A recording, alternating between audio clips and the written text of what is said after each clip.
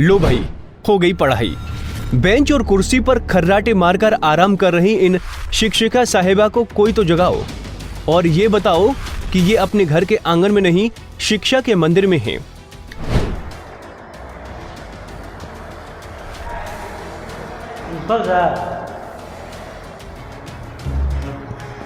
क्यों मैडम आ रहा हूँ तो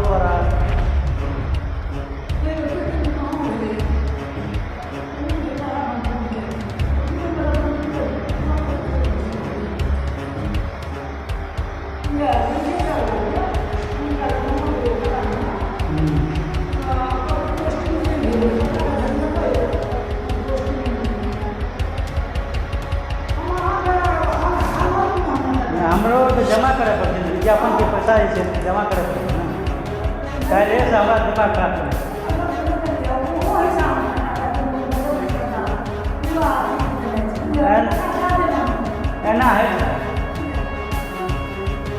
अपनी जिम्मेदारी के पन्नों को फाड़ नींद की आगोश में खो जाने वाली इन शिक्षिकाओं का ये वीडियो पिपरा थाना क्षेत्र के कन्या मध्य विद्यालय का है। शिक्षा व्यवस्था सुधारने के लिए सरकार लाख प्रयास कर रही हो, लेकिन उसका फायदा तो तब होगा जब शिक्षक पूरी तरह से खुद भी सहयोग करें। अब ये सहयोग अगर सोकर अदा किया जाएगा तो योजनाओं का बंटाधार होना लाजमी है। अब वीडियो को जरा गौर से देखिए।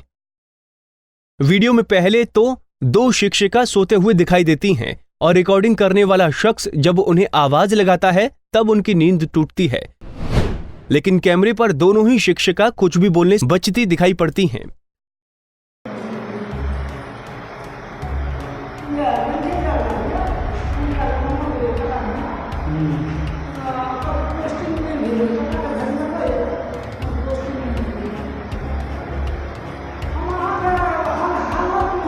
हमरो तो जमा करे पड़ते हैं, विज्ञापन के पैसा जमा करे पड़ते हैं ना, पहले से हमारा दिमाग खराब है।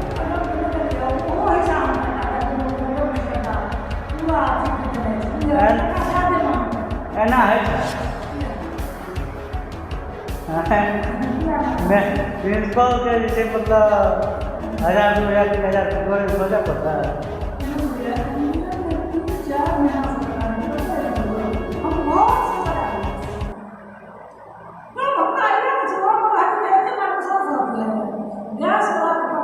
हम लोग बृहस्पति दिना तक के टाइम देना चाहिए, लास्ट बृहस्पति दिना तक मरीज से जमा करना है।